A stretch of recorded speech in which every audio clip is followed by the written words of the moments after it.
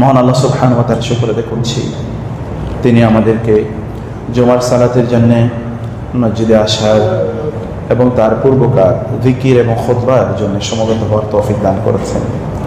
বলি আলহামদুলিল্লাহ। রাসূলুল্লাহ সাল্লাল্লাহু আলাইহি ওয়াসাল্লামের উপর দুরূদ এবং সালাম বর্ষিত হোক। আল্লাহুম্মা সাল্লি ওয়া সাল্লিম ওয়া বারিক আলা নাবিয়িকা মুহাম্মদ। আল্লাহুম্মা সাল্লি আলাইহি আল্লাহুম্মা বারিক আলাইহি। আল্লাহ তাআলা কোরআনে সূরাতুল আনকাবুতে বলেছেন, উতলু মা উহিয়া ইলাইকা মিনাল কিতাবি ওয়া আকিমিস সালাহ এবং ওয়ালা যিকরুল্লাহি আকবার। একটি আয়াতে আল্লাহ তাআলা তিনটি জিনিসের কথা বলেছেন। এর মধ্যে এক নম্বর জিনিস হচ্ছে উতলু মা উহিয়া ইলাইকা মিনাল কিতাব, আপনার কাছে যে কিতাব ওহী করা হয়েছে সেটি আপনি পাঠ করুন, তিলাওয়াত করুন। এবং দুই নম্বর ওয়া আকিমিস সালাহ, সালাত আদায় করুন। এবং তিন নম্বর ওয়ালা যিকরুল্লাহি আকবার, আল্লাহ তাআলা জিকির হচ্ছে সব কিছুর চেয়ে শ্রেষ্ঠ। মধ্যখানে দুটো কথা আছে, একটা হচ্ছে ইন্নাস সালাতা তানহা আনিল ফাহশাই ওয়াল মুনকার, এবং শেষে আছে ওয়াল্লাহু ইয়ালামু মা তাসনাউন। প্রিয় ভাইরা, আপনি যদি গাছের দিকে তাকান, প্রকৃতির দিকে তাকান, তাহলে দেখবেন যে সেই গাছগুলো অনেক লম্বা সময় জুড়ে বেঁচে থাকে এবং সেই গাছগুলো অনেক বেশি ফলদায়ক হয়, সেই গাছগুলো অনেক বেশি উপকারী হয় এবং সেই গাছগুলো অনেক বেশি শক্তিশালী, মানুষের জন্য কল্যাণকর। যে গাছগুলোর শিকড়গুলো অনেক বেশি ভেতরে প্রথিত, শিকড়ে অনেক ভেতরে আছে। যেমন আপনি কলা গাছ যদি দেখেন, একবারে বেশি আর আপনি এটা দিয়ে খুব বেশি সুযোগ পাবেন না, কিন্তু এটা কোনো শিকড় নাই এরকম। কিন্তু অন্যান্য গাছগুলো যেগুলো মানুষের জন্য অনেক বেশি কল্যাণকর, এগুলো শিকড় অনেক গভীর। এমনকি সমুদ্র অথবা নদীর পাড়ে যে গাছগুলো আছে, যে কোনো সময় ঝড় আসবে, ঝাপটা আসবে, ঝঞ্ঝা আসবে, ঘূর্ণিঝড় আসবে, এগুলো যে কোনো সময় পড়ে যেতে পারে। এই কারণে সমুদ্র বা নদীর পাড়ে যে গাছগুলো হয়, এগুলোর শিকড় অনেক বেশি গভীরে থাকে, আদারওয়াইজ তো এগুলো পড়ে যাবে যে কোনো সময়। সামান্য একটু ঝড় হলেই আপনি দেখবেন কিছু কিছু গাছ পড়ে যায়, কিন্তু যে গাছগুলোর শিকড় অনেক বেশি নিচে, অনেক বেশি ছড়ানো, এগুলো কোনোদিন পড়ে না। তার মানে এই গাছটি ভেতর থেকে শক্ত হয়ে উঠেছে, এই গাছগুলো ভেতর থেকে শক্তিশালী হয়ে উঠেছে। উপরে আপনি যা দেখতে পাচ্ছেন সেটা না, তার ভেতরের জিনিস অনেক অনেক বেশি। আমরা তো এখন কেবলমাত্র আমাদের উপরটাকে সুন্দর করার জন্য ব্যস্ত। নারীরা কসমেটিক্স ব্যবহার করে চেহারাটাকে কিভাবে সুন্দর করবে, তো তার ভিতরে কি আছে এটা আমরা জানি না। এমনকি অনেকে এই জাতীয় আমাদের সালাফদের মধ্যে কেউ কেউ কথা বলতেন, তুমি আমার চেহারা দেখে মনে করছো আমি খুবই ভালো মানুষ, তুমি যদি আমার ভেতরের অবস্থাটা দেখতা তাহলে তুমি গন্ধে দুর্গন্ধে আমার কাছেও আসতে পারত না। তারা আল্লাহর সবচেয়ে প্রিয় মানুষ, তো তাদের মধ্যে এই অনুভূতি ছিল।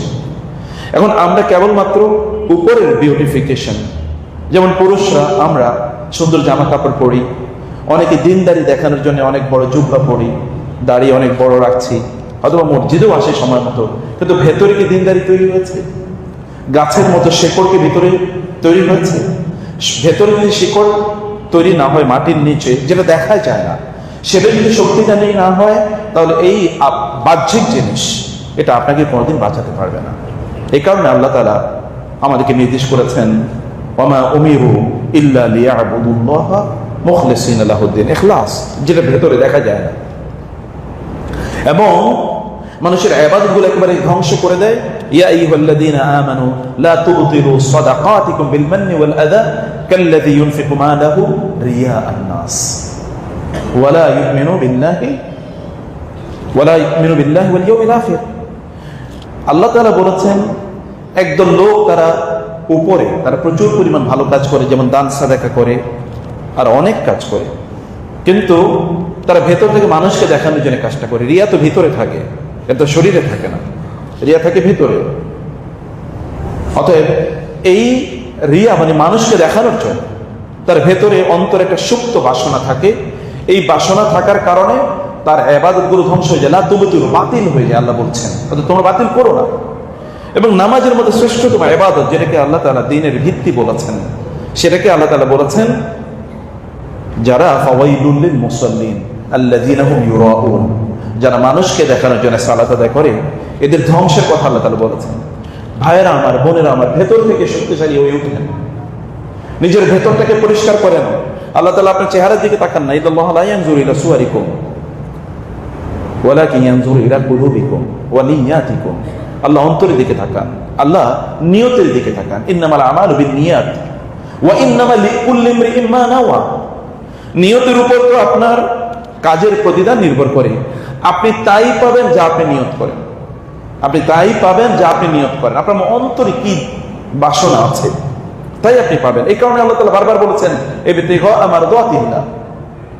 আপনি জানেন সেই হাদিস, যে হাদিস বলতে গিয়ে আলেমদের মধ্যে এমন কেউ নাই যে কাঁদে না।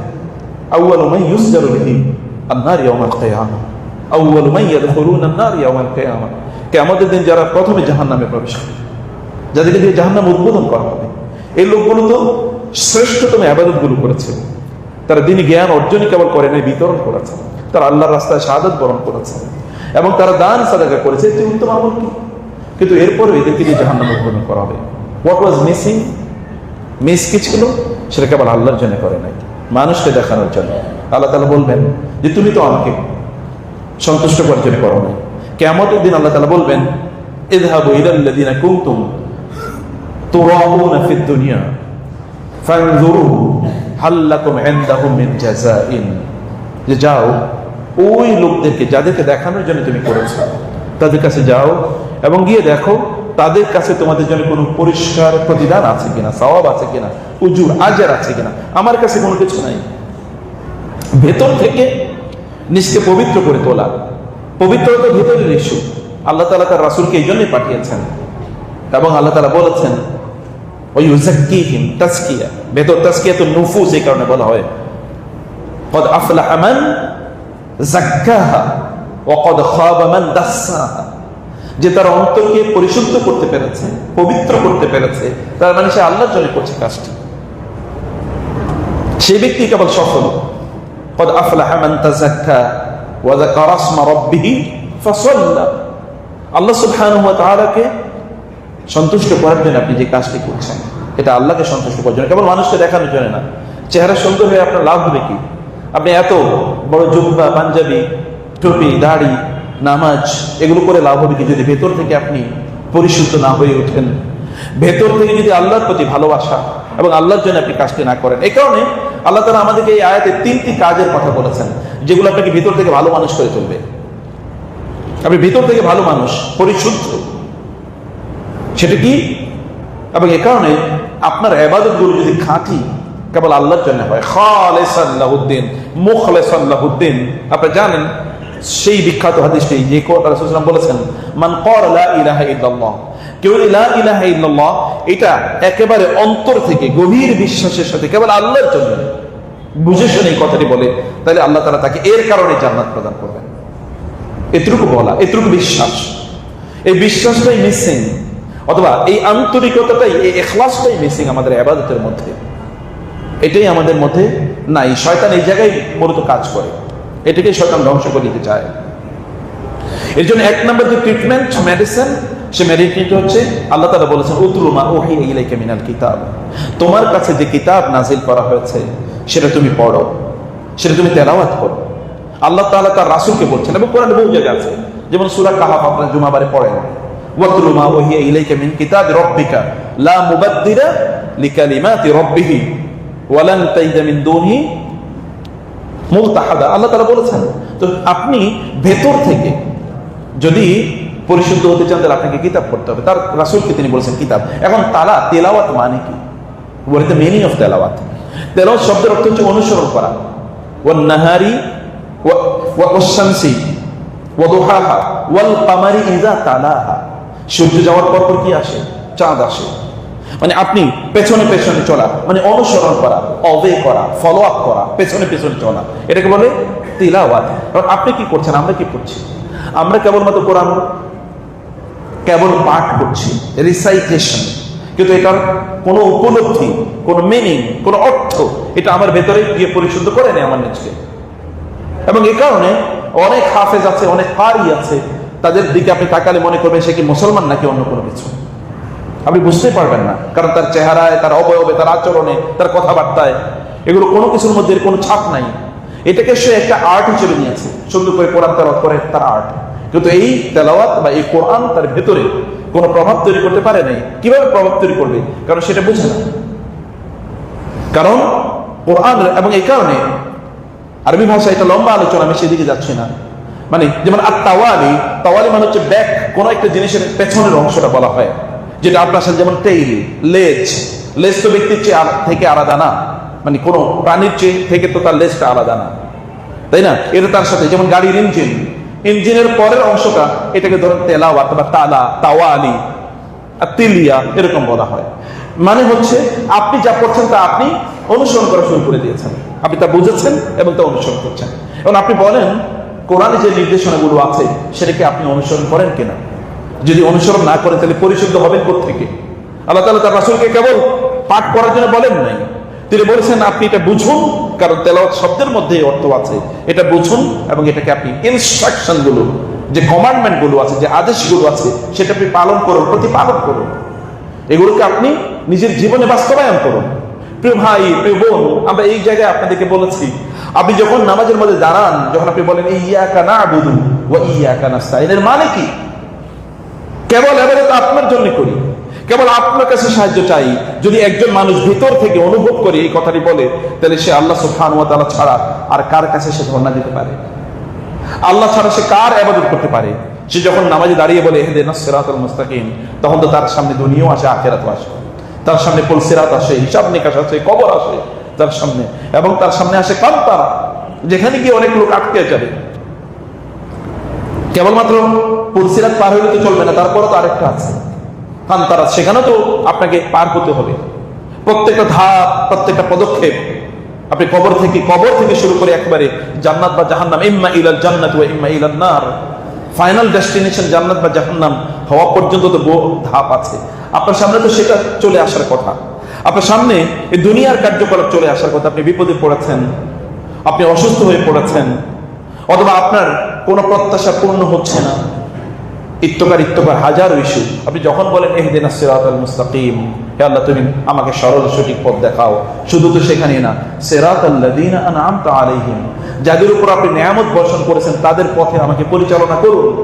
নিয়ামত কাদের উপর বর্ষণ করেছেন? উলাইকাল লাযিনা আনআমা আল্লাহু আলাইহিম মিনান নাবিয়্যিনা ওয়াস সিদ্দিকিনা ওয়াস শুহাদা'i ওয়াস সালিহিন, নবীদের পথে আল্লাহ তাআলা যেন আপনাকে পরিচালনা করেন, নবীদের মতো যেন সফল করেন, শহীদদের মতো সফল করেন, সিদ্দিকীনদের মতো সফল করেন, আবু বকরের মতো অথবা ওমরের মতো, রাসূলুল্লাহ সাল্লাল্লাহু আলাইহি ওয়াসাল্লাম। যদি সাহাবীদের মধ্যে আমি আপনাদেরকে বলি, তাহলে একদিকে নবীন, নবীদের মানে রাসূল সাল্লাল্লাহু আলাইহি ওয়াসাল্লামের সাথে আল্লাহ তাআলা আপনাকে রাখবেন, অথবা সিদ্দিকিন আবু বকরদের সাথে রাদিয়াল্লাহু তাআলা আনহুম, অথবা শুহাদা ওমর রাদিয়াল্লাহু তাআলার সাথে, ওয়াস সালিহিন বাকি সাহাবীদের সাথে, তাদের প্যারালালি, তাদের মতো, তাদের সাথে আল্লাহ তাআলা আপনাকে রাখার মতো প্রার্থনা আপনি আল্লাহ তাআলার কাছে করছেন, যে এটা দুনিয়া এবং আখিরাতের জন্য, সব জায়গার জন্য প্রযোজ্য। যখন আপনি এই আয়াতটি পাঠ করছেন, যদি এটাকে আপনি ফলো আপ করেন, তাহলে তাদের মতো করে আপনি জীবন যাপন করবেন। আপনি তাদের মতো করে যদি চান, তাহলে তখন আপনার ইবাদতের কোয়ালিটিটা কোথায় যায়? যদি আমি নাই বুঝি, আমি যদি গভীরে নাই প্রবেশ করতে পারি, তাহলে কেমনে হবে বলেন? সম্মানিত ভাইরা, সম্মানিত বোনেরা, এটা তো 1 নম্বর কথা।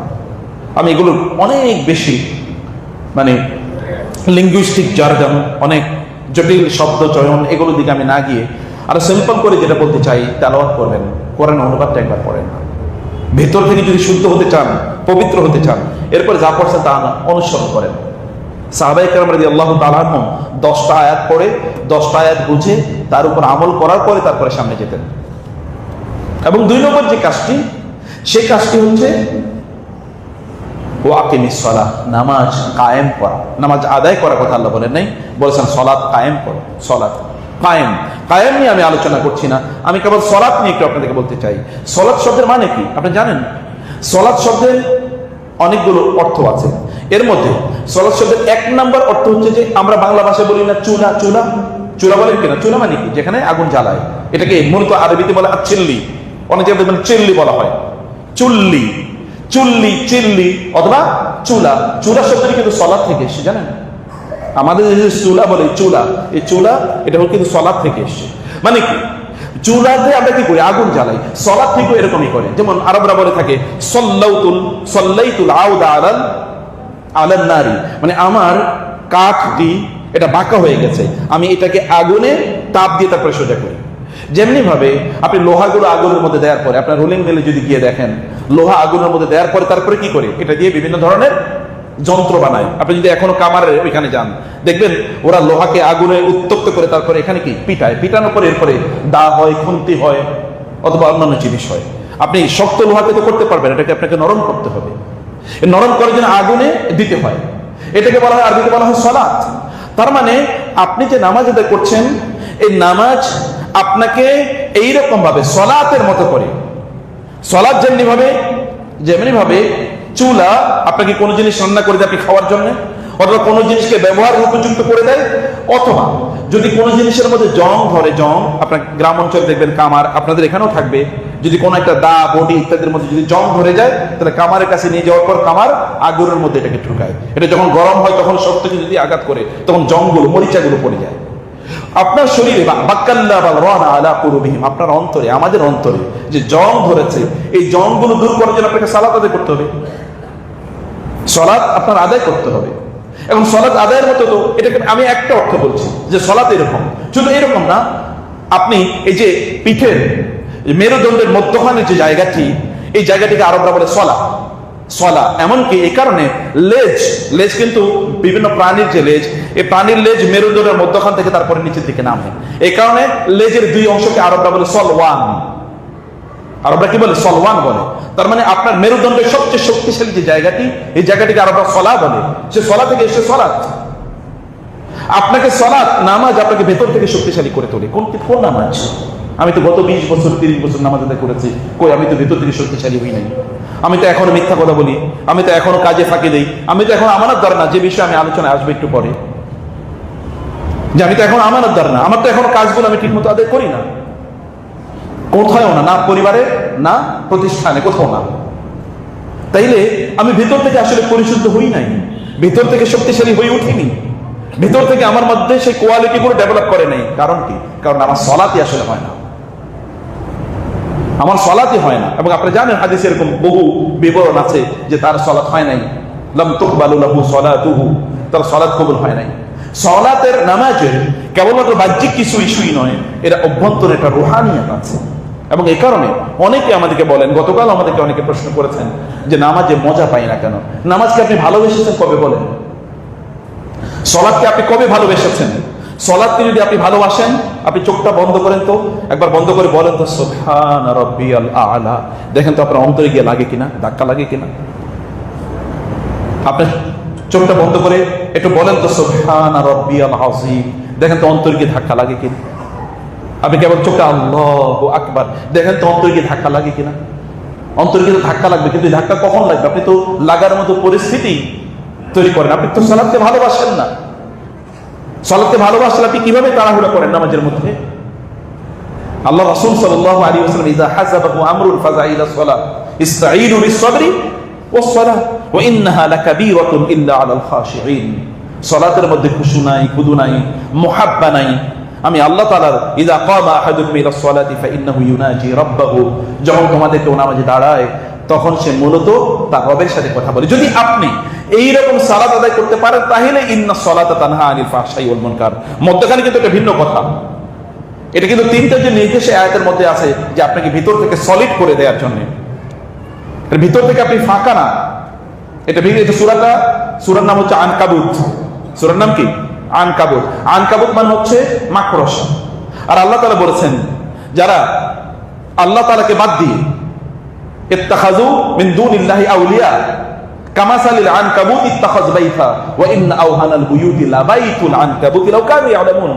এই সূরাতে আল্লাহ তাআলা ঠিক মাঝামাঝি গিয়ে আল্লাহ তাআলা বলেছেন, একদল লোক যারা আল্লাহকে বাদ দিয়ে অন্য কারো সন্তুষ্টির জন্য, আল্লাহকে বাদ দিয়ে অন্য কোনো উদ্দেশ্যে তারা কোনো কাজ সম্পাদন করে, অথবা আল্লাহকে বাদ দিয়ে অন্য কাউকে তারা তাদের এলাই হিসেবে, বন্ধু হিসেবে গ্রহণ করে, এই সকল ব্যক্তিদের অবস্থা হচ্ছে তার হচ্ছে কাল আনকাবুতের, হচ্ছে মাকড়সার মতো।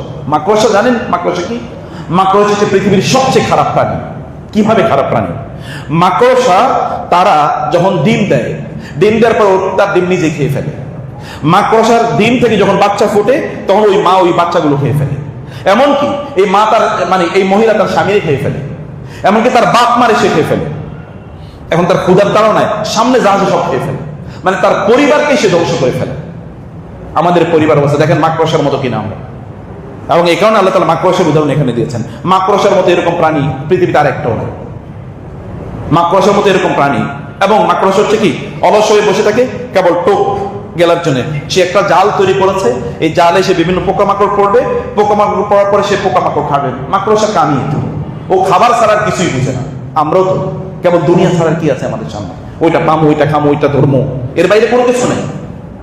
আমি অমুকের সাথে বন্ধুত্ব কেন করি, কাউরে দিকে কেন হাসি বলেন তো, কারণ এর কাছে কিছু পাবো। যার কাছে কিছু পাবো না তার দিকে তো হাসিও না। আমরা সালাম দেন নাকি আমরা? বলেন তো আপনি এলাকায় কাকে সালাম দিই?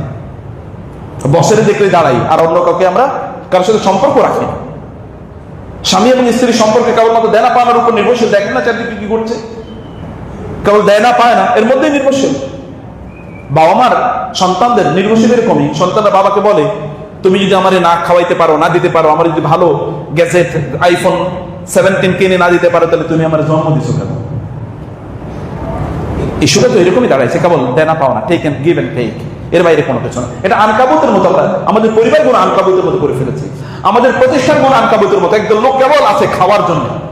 ও কি খাবে, কি খাবে, অমনিভোরাস, যা পায় তাই খায়, এর মধ্যে কোনো হিতাহিত জ্ঞান নাই। এবং আল্লাহ তাআলা বলেছেন যে এরা হচ্ছে জাল পেতেছে, জাল পাতে, ওইখান থেকে কিছু ধরবে, পোকামাকড়ে সে পড়বে, ওইখান থেকে তার খাবারগুলো জুটবে। এটা নিয়ে কেবলমাত্র মাকড়সা আছে।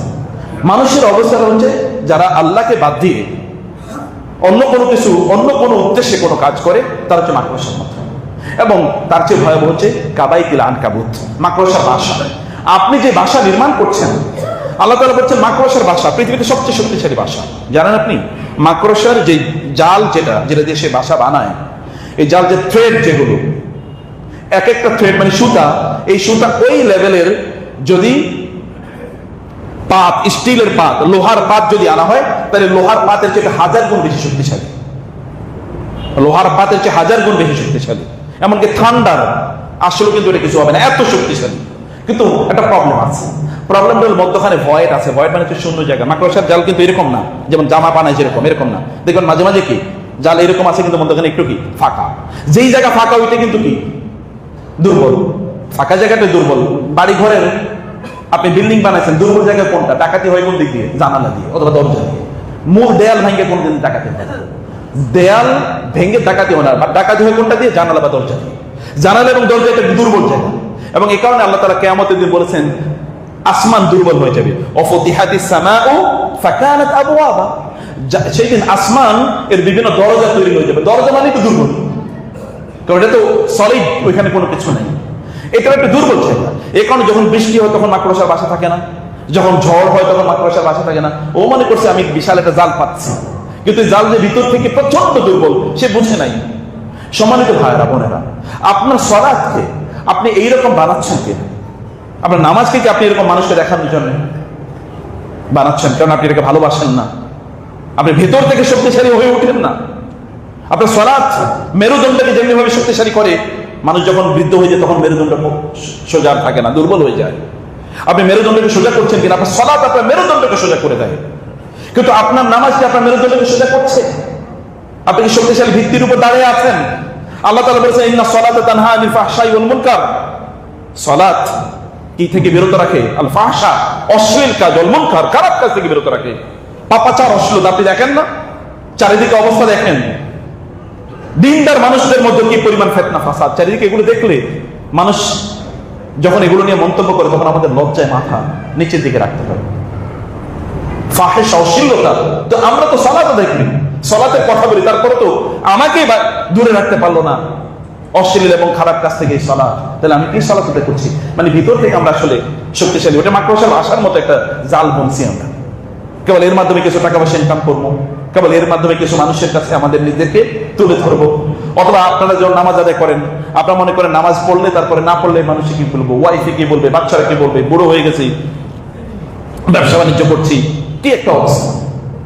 সালাতটাকে ভেতর থেকে ভালোবাসা, ভালোবেসে নামাজে দাঁড়িয়ে যে আপনি কবে বলেন নামাজে দাঁড়ায় আপনি একা একা নামাজ পড়ছেন কিন্তু কাঁদছেন, সেজদায় আপনি কাঁদতেছেন। আপনি বলেন কবে এটা হয়েছে? এটা যদি না হয়ে থাকে তাহলে বুঝতে হবে যে সালাতটা ভেতর থেকে ভালোবাসার কারণে সালাতটা আদায় হয় না। আপনার নবী কি করেছেন?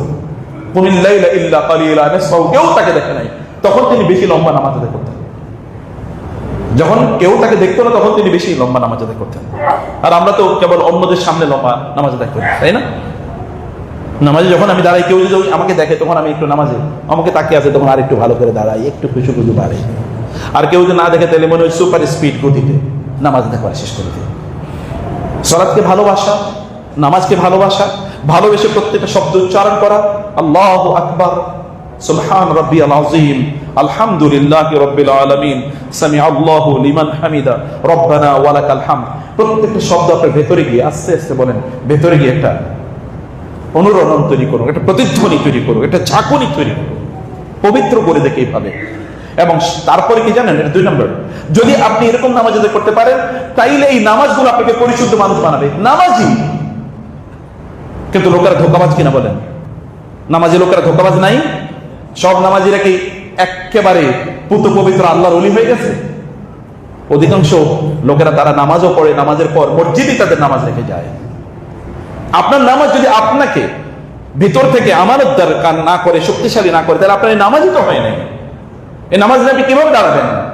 এটা এমন কোন জাহাজ আপনি নির্মাণ করতে পারলেন না যেটা দিয়ে আপনি কিয়ামতের এই যে ঝঞ্ঝা বিক্ষুব্ধ সময়গুলো অতিক্রম করবেন। এটা আপনি নিজকে নির্মাণই করতে পারেন নাই। প্রিয় ভাইরা, 3 নম্বর যে বিষয়টি আমি বলছি তা হলো যে ওয়ালা যিকরুল্লাহি আকবার, সব কিছুকে ছাড়িয়ে আল্লাহর জিকির অত্যন্ত গুরুত্বপূর্ণ। জিকির মানে কি? এগেইন আমি বলছি 3টা জিনিস ভেতর থেকে আপনাকে শক্তিশালী করে। দেখেন কি হবে, জিকির শব্দটি এসেছে জাকারুল থেকে।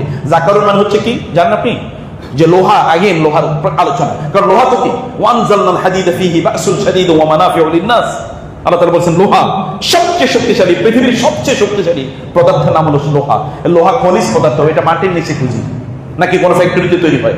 মাটির নিচে খুঁজি। কারণ এটা পাঠাইছে কি আল্লাহ তাআলা। আসমান থেকে যেমনি ভাবে তিনি বৃষ্টি নাজিল করেন, কোরআন নাজিল করেছেন, তেমনি ভাবে তিনি লোহা নাজিল করেছেন। আসমান থেকে যা আসে তাই বিশুদ্ধ। আর আসমানের কোনো কিছুর সাথে আপনাদের সম্পর্ক নাই, সব জমিনের কিছুর সাথে সম্পর্ক।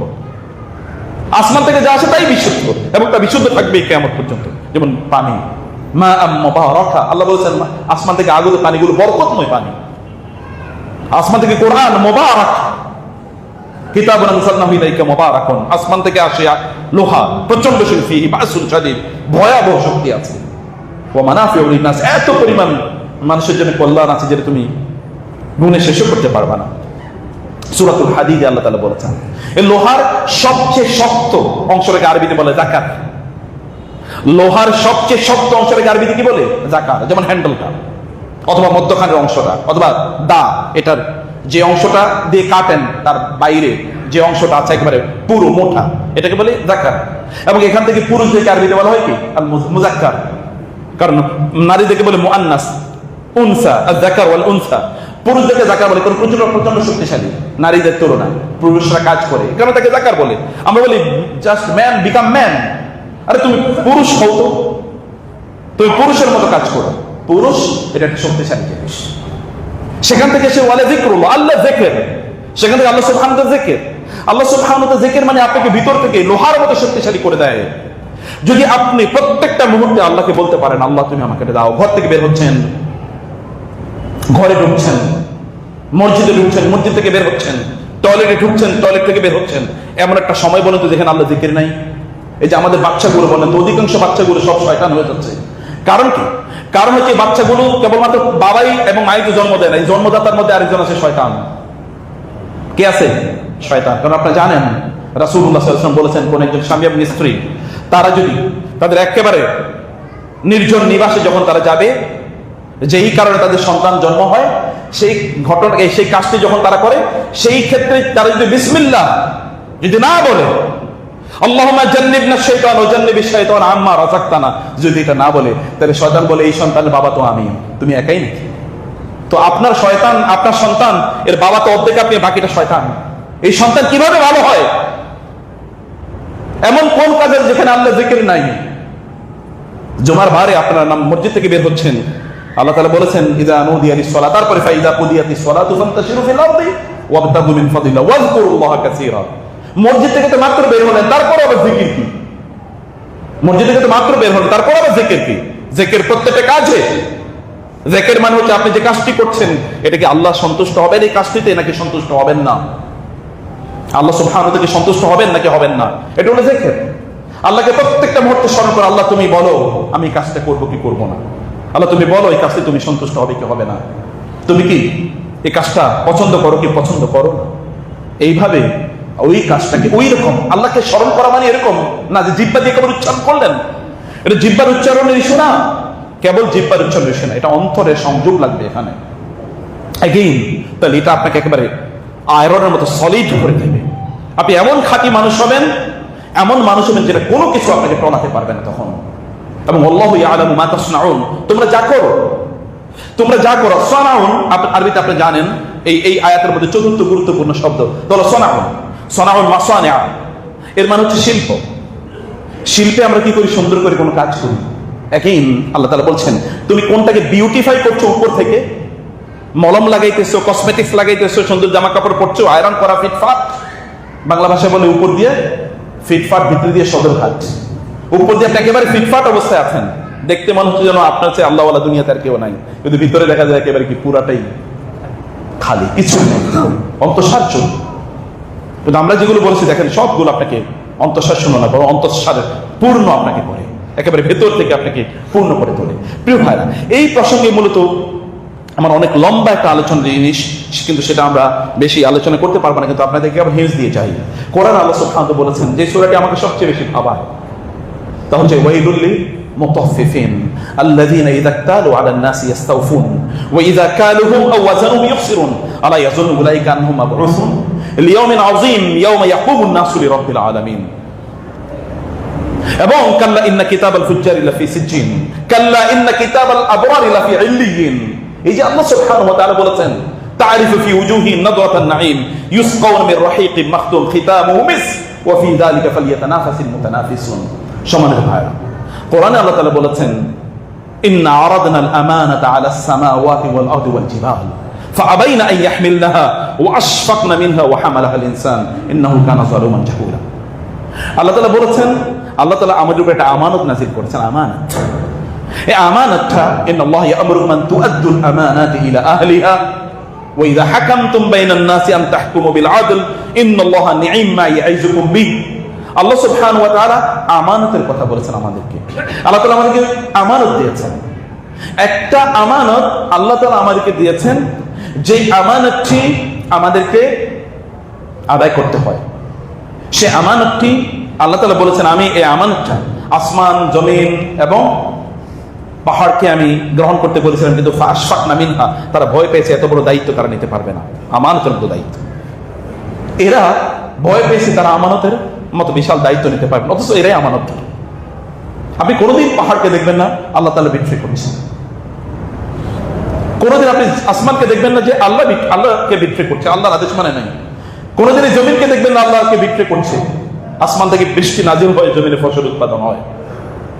আপনি দেখবেন জমিন আপনার জন্য বিছিয়ে দেওয়া হচ্ছে, ওয়াজআলনাল আরদা মিহাদা, আমি এই জমিনকে তোমাদের জন্য বসবাসের উপযুক্ত করে দিয়েছি। জমিন আপনার জন্য ফসল উৎপাদন করে, জমিন সবকিছু করে, আপনি থাকছেন জমিনে। জমিন কিন্তু আপনাকে ছুঁড়ে ফেলে দেয় নাই। জমিনের মধ্যে যে গ্রাভিটেশন, মধ্যাকর্ষণ শক্তি আছে, এই পৃথিবীতে ঘুরছে, মহাশূন্যে ঘুরছে, আপনি তো ছিটকে পড়ে যেতে পারতেন, কিন্তু জমিন আপনাকে ছিটকে ফেলে দেয় নাই। কোন এক সময় ছিটকে ফেলে দেবে, ও আখরাজাতিল আরদু আসফালাহা, কোন একদিন ছিটকে ফেলে দেবে, যাও তুমি বুঝা আমার জন্য, ফেলে দেবে, ছুঁড়ে ফেলে দেবে। কিন্তু এখন তো ছুঁড়ে ফেলছে না, জমিন তো বিক্রি করে না আল্লাহর সাথে। অথচ আল্লাহ বলেছেন আমি তাদেরকে আমানতটা দিতে চাইছিলাম, ওরা নিতে চায়নি, ওরা বলছে না নিতে পারবো না। আর মানুষ এরা আমানতদার না, কিন্তু তারপরও তারা এই আমানতের দায়িত্ব নিচ্ছে। ইন্নাহু কানা যালুমান জাহুলা, এরা ন্যাচারালি তারা জালেম এবং জাহেল, সে তার দায়িত্ব বুঝেও না এবং সে দায়িত্ব যথাযথভাবে পালনও করে না। এবং আল্লাহ তাআলা বলেছেন ইন্নাল্লাহা ইয়া'মুরুকুম আন তুআদ্দুল আমানাতি ইলা আহলিহা, আল্লাহ তোমাদেরকে নির্দেশ প্রদান করেছেন যেন তোমরা তোমাদের উপর যে আমানতের দায়িত্ব দেওয়া হয়েছে এটা যেন যথাযথভাবে তোমরা প্রদান করো মানুষকে। প্রিয় ভাইরা, এই আমানতদারিতা কি? এক নম্বর আমানতদারিতা হচ্ছে ইয়া আইয়ুহাল্লাযীনা আমানু লা তাখুনুল্লাহ ওয়া রাসূলা ওয়া তাখুনু আমানাতিকুম। আল্লাহ এবং আল্লাহর রাসূলের প্রতি আমাদের কিছু আমানতদারিতা আছে। তাহলে আল্লাহ সুবহানাহু ওয়া তাআলা তাওহীদ মানা, আল্লাহকে কেবলমাত্র বন্ধু হিসেবে গ্রহণ করা। আল্লাহু ইয়াতাওয়াল্লাস সালিহিন, আল্লাহু ওয়ালিয়ুল্লাযীনা আমানু আলা ইন্না আউলিয়া আল্লাহ। আল্লাহ আমাদের বন্ধু, আমরা আল্লাহকে বন্ধু হিসেবে গ্রহণ করব। বন্ধুকে বুঝেন না একটা কথা, বন্ধুকে আমাদের আল্লাহ। অতএব বন্ধু কাকে আমরা মানাবো, আমরা কাকে বন্ধু বানাবো? আল্লাহ সুবহানাহু ওয়া তাআলাকে।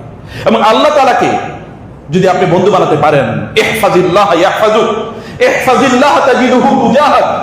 আল্লাহ রাসূল সাল্লাল্লাহু আলাইহি ওয়াসাল্লাম আব্দুল্লাহ ইবনে আব্বাস রাদিয়াল্লাহু তাআলা আনহুকে বললেন, ইয়া গোলাম ইন্নী উআল্লিমুকা বিকালিমাতিন ইহফাজিল্লাহ ইয়াহফাজুক।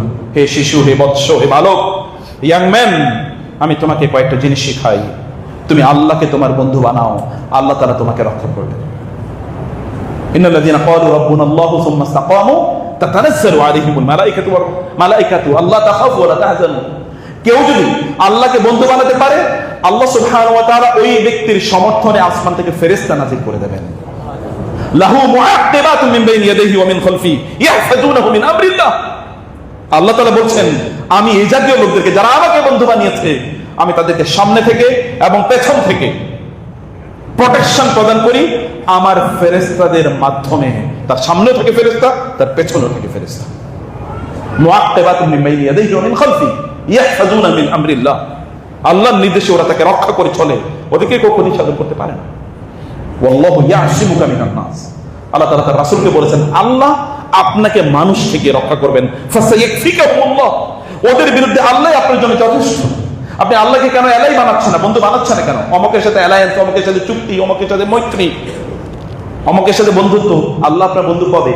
অথচ তিনি আপনাকে খাওয়াচ্ছেন, তিনি আপনাকে পড়াচ্ছেন, তিনি আপনাকে সৃষ্টি করেছেন।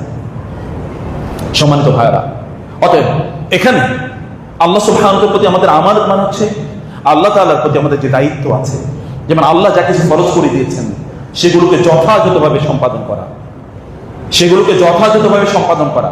প্রিয় ভাইরা, ফরজিয়াত গুলো জানেন, ভালো করে বুঝেন ফরজিয়াত কি, ফরজে আইন গুলো আপনাদের উপর কি কি, এটা একটু জানেন, ভালো করে বোঝার চেষ্টা করেন।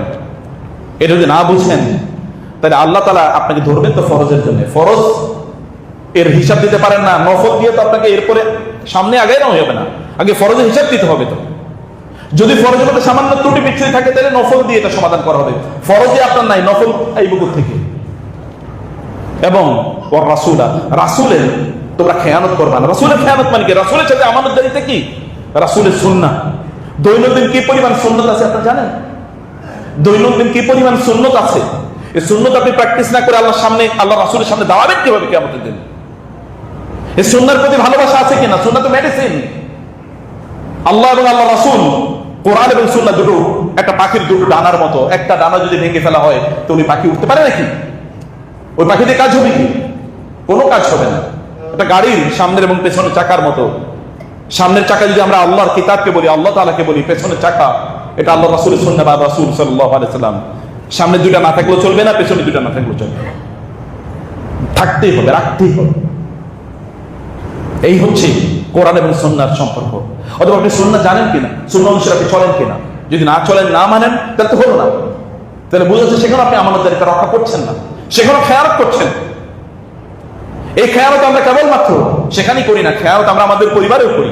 আপনারা জানেন রাসূলুল্লাহ সাল্লাল্লাহু আলাইহি ওয়াসাল্লাম তিনি বলেছেন, আউয়ালু মা তাফকিদুন মিন দীনিকুম আল আমানা। এই দ্বীনদারির মধ্যে সর্বপ্রথম যেটা মানুষ হারাবে তা হলো আমানতদারি। মানুষ আমাদের আমানত নাই, ভেতর থেকে সেটা ভালো না, তা তো ভেতর থেকে ভালো মানুষই তৈরি হয় না তার মধ্যে। আপনার রাসূল সাল্লাল্লাহু আলাইহি ওয়াসাল্লাম তিনি নবী হওয়ার পূর্বেও, নবুয়তের দায়িত্ব পাওয়ার পূর্বেও তাকে লোকেরা বলতো আল আমিন আস-সাদিক। তিনি হচ্ছেন পরম সত্যবাদী, পরম বিশ্বস্ত, পরম বিশ্বস্ত আমানতদার। আমানত তো গুরুত্বপূর্ণ একটা কাজ। আপনি ভেতর থেকে এই গুণটা আপনার মধ্যে তৈরি করতে হবে। আপনি যাই করেন না কেন, আমানতদারিতার এই কোয়ালিটি আপনার মধ্যে তৈরি করা দরকার। আমানতদারিতা কেবলমাত্র আপনার আল্লাহ এবং আল্লাহ রাসূলের সাথে শেষ এবং সম্পৃক্ত না, এটা আপনার পরিবারের সাথে সম্পৃক্ত। আপনি জানেন আপনার সন্তান কিন্তু আপনার জন্য আমানতদার, আমানত। আপনার স্ত্রী আপনার কাছে আমানত, আপনার স্বামী আপনার কাছে আমানত, আপনার পিতামাতা আপনার কাছে আমানত। তাদের প্রতি যথাযথ দায়িত্ব পালন করছেন কিনা, যে দায়িত্ব কোরআন এবং সুন্নাহয় আছে সেটা আপনি পালন করছেন কিনা, তাহলে কিন্তু আপনি খেয়ানতকারী হিসেবে কিয়ামতের দিন আল্লাহর সামনে উপস্থিত হতে হবে। ওয়া তাখুনু আমানাতিকুম, তোমরা তোমাদের আমানতের খেয়ানত করছো, আল্লাহ তাআলা বলছেন। এই খেয়ানতকারী হিসেবে আপনাকে কিয়ামতের দিন আল্লাহর সামনে উপস্থিত হতে হবে।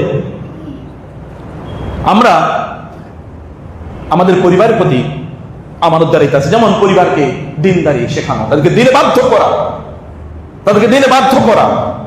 আপনার রাসূলকে এই কথা বলেন নাই সাল্লাল্লাহু আলাইহি ওয়াসাল্লাম?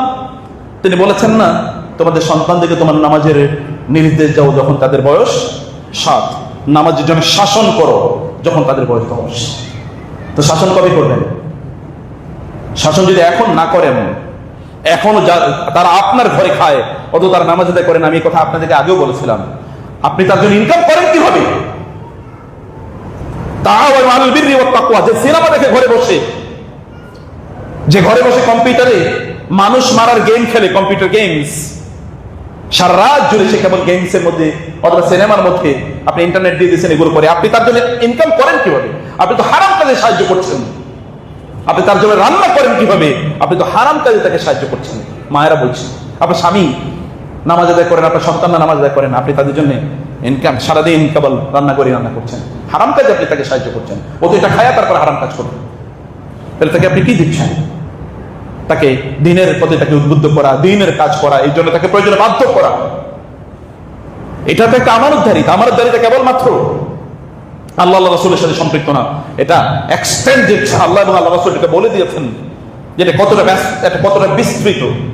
কিয়ামতের আলামত হলো মানুষ আমানতদার হবে না। আপনি জানেন রাসূল সাল্লাল্লাহু আলাইহি ওয়াসাল্লাম বলেছেন যে এমন একটা সময় আসবে যেই সময়টা মানুষ আমানতদার হবে না, যে কাসুরা উমারাউকুম ওয়া কাল্লা উমারাউকুম, দায়িত্বশীলের সংখ্যা বাড়বে কিন্তু আমানতদার লোকের সংখ্যা কমে যাবে, আমানতদার লোকের সংখ্যা কমে যাবে। প্রিয় ভাইরা, আমরা এই পৃথিবীতে যদি সম্মান এবং শক্তি নিয়ে বাঁচতে হয় তাহলে আমাদের মধ্যে দুটো কোয়ালিটি তৈরি করতে হবে। একটা কোয়ালিটি হচ্ছে যে এর মধ্যে একটা অন্যতম প্রধান কোয়ালিটি হচ্ছে আমানতদার। আমানতদারিতা আপনার ঘর থেকে শুরু করতে হয়, আপনার পরিবার থেকে শুরু করতে হয়। এখানে আপনি আগে আমানতদার হয়ে উঠেন, যথাযথ দায়িত্ব পালন করেন। এই পরিবারের কেবল খাদ্য এবং পানীয় নিশ্চিত করে আপনার আমানতদারিতা না। আমানতদারিতা হচ্ছে যারা তাকে সৃষ্টি করেছে তাদের ব্যাপারে। আপনার সন্তানদের তারা দিন প্র্যাকটিস করে না, কারণ কি? এই সন্তান আপনি পাইলেন কবে? এই সন্তান আপনি পেয়েছেন তো আপনার বিয়ের পরে, এবং বিয়ের পরে আপনার রব যদি না দিতেন তাহলে আপনি সন্তান পেতেন কোথায়? এই সন্তান বাবা মা কিভাবে হতেন? হাল আতা আল ইনসান হিনুম মিনাদ দাহরি লাম ইয়াকুন শাইআম মাযকুরা। এমন একটা সময় আপনার সন্তানকে তো আপনি চিনতেনই না। এখন যারা পোলাপাইন আছে এদের সন্তান কি হবে তারা কি জানে? ওরা বাইসা থাকবে কিনা এটি তো জানে না। তাহলে এমন একটা সময় আছে যখন আপনি জানতেন না আপনার সন্তানকে, এবং আপনার এমন একটা সময় আসবে যখন আপনি আপনার সন্তানকে চিনবেন না, আপনি তাকে চিনবেন না, বরং আপনি তাকে দেখে পালাবেন। এটা কিয়ামতের দিন, এটা আপনার জন্য বিপদের কারণ হয়ে যাবে। অথবা আপনার সন্তানকে সেভাবে তৈরি করা, আপনার পরিবারের সদস্যদেরকে সেভাবে তৈরি করা, এটা কিন্তু একটা আমানতদারিতা। এই আমানতদারিতার বাইরে এরপরে যে আমানতদারিতা, আমি খুবই ছোট করে কয়েকটা বিষয় বলতে চাই। তাহলে আপনি যেখানে কাজ করেন সেখানকার আমানতদারিতা। রাসূলুল্লাহ সাল্লাল্লাহু আলাইহি ওয়াসাল্লাম বলেছেন ওইখানকার আপনি যেখানে কাজ করছেন ওইখানে দুটো দায়িত্ব আপনার আছে। এর মধ্যে একটা কাজ হচ্ছে ইন্না খায়রা মান ইস্তাজারতাল কাওয়িয়ুল আমিন। ভালো করে শুনুন, ব্যবসা বাণিজ্য করছেন, চাকরি বাকরি করছেন, অন্যান্য কাজ করছেন, যেই কাজটা আপনি করছেন এই কাজটা যদি আপনি সবচেয়ে সুন্দরভাবে না করেন তাইলে আপনি এখানে আমানতের খেয়ানত করলেন। 10 বছর পর্যন্ত একই কাজ করতেছেন কিন্তু কোয়ালিটি একটু বাড়ে নাই, একটু কোয়ালিটি বাড়ে নাই, তাইলে আপনি আমানতদারি না, আল কাওয়ি না। قال عفريت من الجن انا اتيك به قبل ان يرتد اليك طرفك قبل ان تقوم من مقامك عفريت من اني عليه لقوي امين। কবি মানে হচ্ছে স্কিল। আপনার যে কাজটা করছেন ওই কাজটার জন্য শক্তি অর্জন করুন।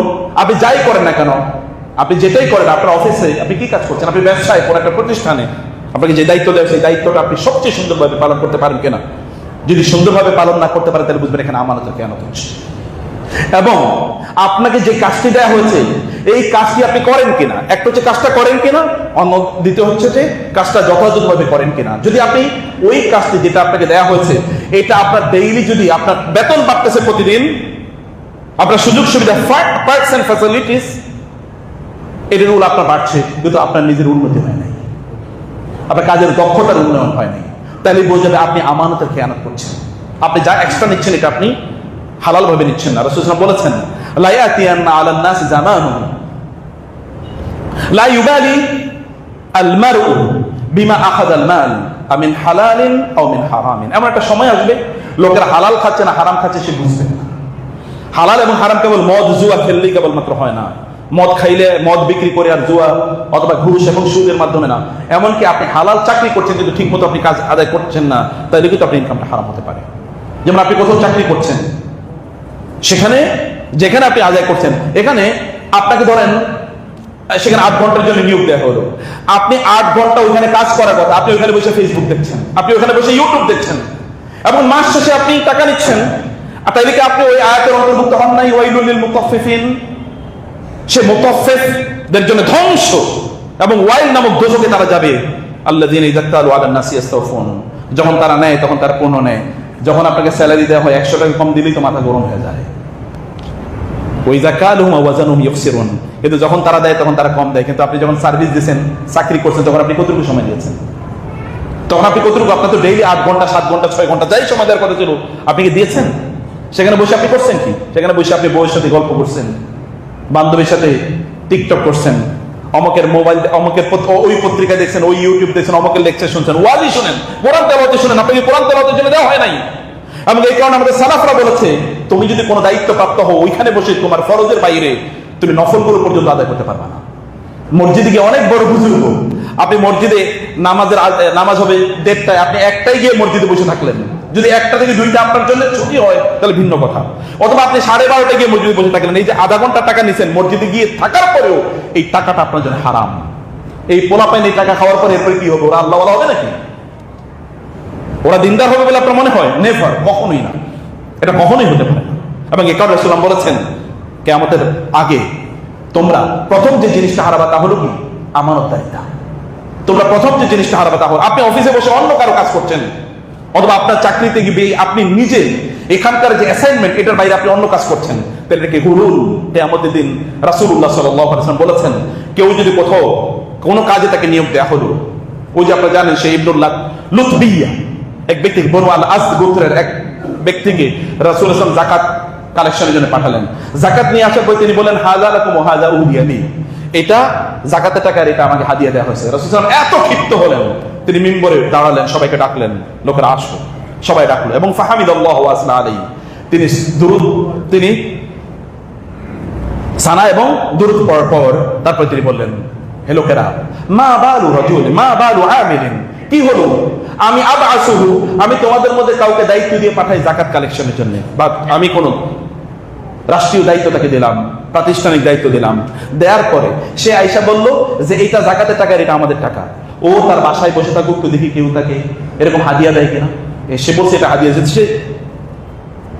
সে ফাহাল্লা ইয়াকুদা ফি বাইতি আবিহি আও উম্মিহি হাত্তা ইয়ানজুরা আউহদিয়া লাহু আমলা, সে বাসায় বসে থাকুক, তো দেখি কেউ তাকে হাদিয়া দেয় কিনা। আপনি যারা অফিসিয়ালি কাজ করেন, আপনি যে কাজ করছেন তার এগেইনস্টে আপনাকে কেউ একটা হাদিয়া দিল, আপনি তো এখানে পাচ্ছেন, স্যালারি পাচ্ছেন, আপনি হাদিয়া নেন কিভাবে? অথবা আপনি এখানে বসে অন্য কারো কাজ করছেন, তার এগেইনস্টে আপনি টাকা পাচ্ছেন, পুরো টাকাটা আপনার হারাম। এটা সুদের, ঘুষের, শুকর বিক্রি করে যে টাকা পাওয়া যায়, শুয়োর বিক্রি করে যে টাকা পাওয়া যায়, এই টাকার মধ্যে টাকা হারাম, একটু পার্থক্য নাই। কারণ আপনার কাছে এটা সময় নেওয়া হয়েছে, কিনে নেওয়া হয়েছে। ফাইন্নাকা আলাইহি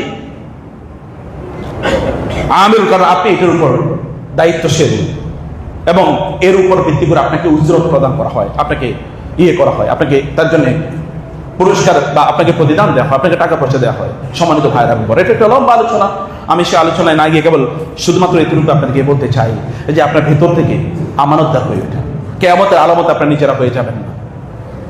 যে আপনার কিয়ামতের রাসূল সাল্লাল্লাহু আলাইহি ওয়াসাল্লাম বলেছেন, হাত্তা ইউকাল ইন্না ফিল কারিয়াতি অথবা ফি যালিকাল কারিয়াতি রাজুলুন আমিনুন, যে এমন যেন বলতে না হয় যে ওইখানে একটা আমানতদার লোক আছে, ওই লোকটা আমানতদার, ওই লোকটা আমানতদার, তার মধ্যে আমানতদারিতা আছে। আমানতদারিতা এটা কেবলমাত্র লেবাসের উপর নির্ভর করে না, আমানতদারিতা একটা কালচার ভেতর থেকে তৈরি করতে হয়। যেমন আপনার রাসূল জাহিলি যুগে তিনি নবুয়তের দায়িত্ব পাওয়ার আগে তিনি আমিন, আল আমিন, পরম বিশ্বস্ত, পরম বিশ্বস্ত। লাস্টে হাদিসটি বলেই আপনাদেরকে নসিহত শেষ করতে চাই। রাসূলুল্লাহ সাল্লাল্লাহু আলাইহি ওয়াসাল্লাম বললেন, কোন একজন ব্যক্তি তিনি কিয়ামতের দিন আসবেন এবং এসে আমাকে বলেন, ইয়া রাসূলুল্লাহ, আগেছি, আমাকে একটু সাহায্য করেন, আমি বিপদে আছি। কি বিপদ? বলে যে তাকে কোনো দায়িত্ব দেওয়া হয়েছিল, সে দায়িত্ব যথাযথভাবে পালন করে নাই, কিন্তু এর এগেইনস্টে যে বিনিময়টা যথাযথভাবে নিয়েছে। স্যালারি তার স্যালারি নিয়েছে, কিন্তু দায়িত্বটা পালন করে নাই। কোন একটা কাজ দিয়েছে, সরকারি কাজগুলো দেখেন কি অবস্থা। এখন বিভিন্ন জায়গায় আন্দোলন চলে, আমার এই ফ্যাসিলিটি দেওয়া হোক, আমার ওই ফ্যাসিলিটি। আপনার দায়িত্ব আপনি ঠিক মতো পালন করলেন কিনা, এ কথা কে বলবেন? রাসূল সাল্লাল্লাহু আলাইহি ওয়াসাল্লাম বললেন, কোন একজন ব্যক্তি কিয়ামতের দিন আসবে, উপস্থিত হবে এবং উপস্থিত হয়ে বলবে, ইয়া রাসূলুল্লাহ আগিসনি, আমাকে সাহায্য করেন। বলে কেন? তখন আমি তার দিকে তাকায় দেখবো যে ইয়াহমিলু আলা উনুকিহি, তার ঘাড়ের মধ্যে সে বহন করে নিয়ে আসে কি, বাঈরুন লাহু খুওয়ারুন আও বাকারাতুন লাহা খুওয়ারুন আও শাতুন তাইআরু। হাদিসে স্পষ্ট যে তার ঘাড়ে সে একটা উট বহন করে নিয়ে এসেছে, অথবা একটা গাভী, অথবা একটা বকরি, অথবা একটু মাছি, এরকম এরকম জিনিস। তাই আমি বললাম কি ব্যাপার, এটা কেন? বলে এটা সে কি করেছে, এটা অন্যায়ভাবে সে গ্রহণ করেছে, অন্যায়ভাবে সেটা গ্রহণ করেছে। তার মাথায়, তার এই ঘাড়ের উপর এখন একটা গাভী আওয়াজ করছে হাম্বা করে, অথবা তার একটা ওঠের যে রস্যা আওয়াজ, সে আওয়াজ করছে, অথবা মানে ওই যে বকরি আওয়াজ করছে, এটা আওয়াজ করছে, মানে এটা সে অন্যায়ভাবে নিয়েছে, এটা সে দায়িত্ব পালন করে না, কিন্তু এটা নিয়েছে। এবং এরপরে রাসূল বলেছেন ফুলুসান, টাকা পয়সা, দেনার দিরহাম, এগুলো তার কি, দিনার দিরহাম, এগুলো তার ঘাড়ে থাকবে। এগুলো দেখে আমি বলবো এগুলো কি? বলি ইয়া রাসূলুল্লাহ ভুল তো করেছি, দুনিয়ার জীবনে তো কাজ করি নাই, কিন্তু টাকা নিয়েছি, এটা পুরস্কারের প্রতিদান হিসেবে এটা নিয়েছি, এবং তো এগুলো আমার ঘাড়ের উপর চাপিয়ে দেওয়া হয়েছে। রাসূল বললেন, নো নো লা আমলিকু লাকা মিনাল্লাহি শাইআ, আমার পক্ষে কিচ্ছু করা সম্ভব না। আবলাগতুকুম, আমি তোমাদেরকে বলে দিয়েছিলাম, আমি তোমাদেরকে বলে দিয়েছিলাম। রাসূল সাল্লাল্লাহু আলাইহি ওয়াসাল্লাম মিম্বরে ওই আলোচনা করার পর, এরপরে রাসূল সাল্লাল্লাহু আলাইহি ওয়াসাল্লাম বললেন, এরপরে তিনি তার দুহাত এভাবে এইভাবে তুলে ধরলেন, ভালো করে দেখেন, খেয়াল করুন, তিনি তার দুহাত এভাবে তুলে ধরলেন। সাহাবায়ে কেরাম বললেন, হাত্তা নারা, আমরা দেখতে পেলাম, গুফরাতাই ইবতাইহি, তার দুই বগলের নিচের শুভ্রতা আমরা দেখতে পেলাম। এত উঁচু করে তিনি তার দুহাতকে উচ্চারণ করে বলেন, আল্লাহুম্মা হাল বাল্লাগতু, আল্লাহুম্মা হাল বাল্লাগতু, আল্লাহুম্মা হাল বাল্লাগতু। হে আল্লাহ, আমি কি আমার দায়িত্ব পালন করতে পারছি? হে আল্লাহ, আমি কি আমার দায়িত্ব পালন করতে পারছি? হে আল্লাহ, আমি কি মানুষকে বুঝাইতে পারছি যে তারা দায়িত্বের এগেইনস্টে যথাযথভাবে কাজ না করে যেন তারা তাদের পারিশ্রমিক না নেয়? আমি কি বুঝাইতে পেরেছি? আল্লাহ রাসূল সাল্লাল্লাহু আলাইহি ওয়াসাল্লাম এই কথা বলেছেন। সম্মানিত ভাইরা এবং বোনেরা, নিজেকে আমানতদার হিসেবে তৈরি করেন, নিজের যোগ্যতা বাড়ান, ভালো মানুষ হন। এই ইবাদতগুলো আপনাকে ভালো মানুষে পরিণত করবে। আল্লাহ তাআলা যেন আমরা সত্যিকার অর্থে ভালো মানুষ হতে পারি, সেই তৌফিক আল্লাহ তাআলা আমাদের দান করুন। আল্লাহুম্মা আমিন। আকুলু কওলি হাযা ওয়া আস্তাগফিরুল্লাহ লি ওয়া লাকুম ওয়া লিসাইরিল মুসলিমিন ফাস্তাগফিরুহু ইন্নাহু হুয়াল গফুরুর রহিম।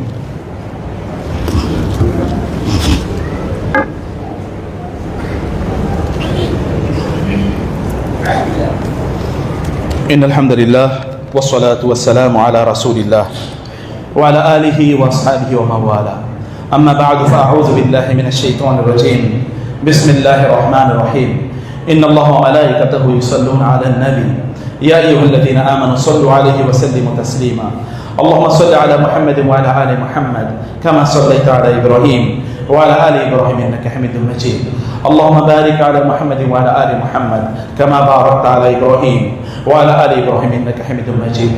اللهم أعز الإسلام والمسلمين، اللهم انصر الإسلام والمسلمين.